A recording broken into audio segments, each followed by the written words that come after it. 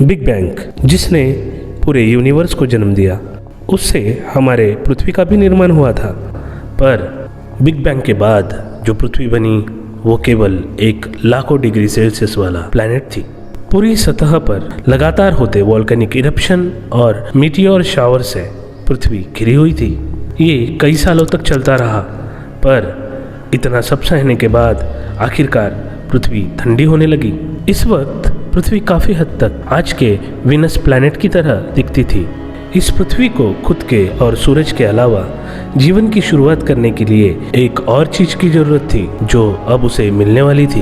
एक थिया नामक प्लैनेट पृथ्वी की ओर तेजी से बढ़ रहा था, जिसका साइज आज के मंगल ग्रह के बराबर था। कुछ ही सालों में यह प्लैनेट पृथ्वी से बेहद जोर से टकराया, जिसे हम थिया इम्पैक्ट कहते हैं। ये इतना ताकतवर था कि इस इम्पैक्ट की वजह से पृथ्वी का लाखों टन मैटर स्पेस में चला गया। पृथ्वी पर एक बार फिर वॉल्केनिक इरप्शन शुरू हो गया। टेम्परेचर तेजी से बढ़ने लगा। जो मैटर स्पेस में चला गया वो पृथ्वी के गुरुत्वाकर्षण के वजह से पृथ्वी के इर्द गिर्द ऑर्बिट करने लगा।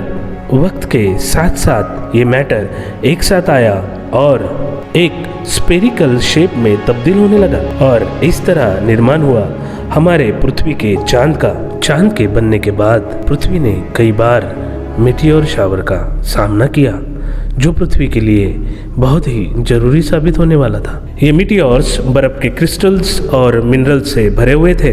कई सालों तक इनकी बारिश की वजह से पृथ्वी पर विशाल समुद्र का निर्माण हुआ। इस वक्त पृथ्वी का एटमॉस्फेयर नाइट्रोजन गैस से भरा हुआ था। वक्त के साथ साथ पृथ्वी पर मीटियोर्स ने प्रोटीन, कार्बन और अमीनो एसिड भी पहुंचाए, जो जीवन की शुरुआत के लिए बेहद जरूरी थे। अब जीवन की शुरुआत करने के लिए सभी चीजें एकत्रित हो गई थी। फिर आज से 3.5 अरब सालों पहले समुद्र की गहराइयों में कुछ केमिकल रिएक्शंस की वजह से दुनिया के सबसे पहले यूनिसेलुलर ऑर्गेनिज्म का जन्म हुआ। ये एक तरीके के बैक्टीरिया थे। पृथ्वी की सतह पर जीवन के लिए अभी भी एक चीज की कमी थी, जो इन बैक्टीरियाज ने पूरी की। ये बैक्टीरियाज अपना खाना सूरज की किरणों का उपयोग कर बनाते थे, जिसे हम आज के दौर में फोटोसिंथेसिस कहते हैं। फोटोसिंथेसिस का उपयोग करने की वजह से ये बैक्टीरिया एक गैस को बाय प्रोडक्ट के रूप में निकालते, जो हमारे लिए सबसे जरूरी थी, और ये थी ऑक्सीजन, मतलब O2। ये प्रोसेस करोड़ों सालों तक ऐसी ही चलती रही, जिस कारण पृथ्वी पर बड़े पैमाने पर ऑक्सीजन गैस की निर्मित हुई। अभी भी किसी मल्टीसेल्युलर एनिमल ने पृथ्वी पर जन्म नहीं लिया था। पृथ्वी की सतह कई छोटे भागों में टूटी हुई थी। आज से करीब 1.5 अरब सालों पहले पृथ्वी के क्रस्ट में हलचल होने लगी। सभी टेक्टोनिक प्लेट्स टूटकर एक साथ जुड़ने लगी, और इस तरह निर्माण हुआ दुनिया के पहले महाद्वीप का, जिसे रुडेनिया कहा गया। पर यह महाद्वीप कुछ करोड़ सालों तक ही अस्तित्व में रह पाया। आज से करीब 75 करोड़ सालों पहले एक बार फिर पृथ्वी के क्रस्ट में हलचल शुरू हुई। ये महाद्वीप अब 2 भागों में टूटने लगा। वॉल्केनिक इरप्शन की शुरुआत हुई और धरती से निकलने वाला लावा सतह पर फैलने लगा। इन इरप्शंस की वजह से पृथ्वी में कार्बन डाइऑक्साइड की मात्रा बहुत बढ़ गई। कार्बन डाइऑक्साइड के घने बादल पृथ्वी के आसमान में मंडराने लगे। इन बादलों में होती केमिकल रिएक्शंस की वजह से एसिड रेन्स की शुरुआत हुई। इन बादलों का सारा कार्बन एसिड रेन्स की वजह से पृथ्वी की सतह पर जमने लगा। पर्यावरण में कार्बन डाइऑक्साइड की कमी हो गई।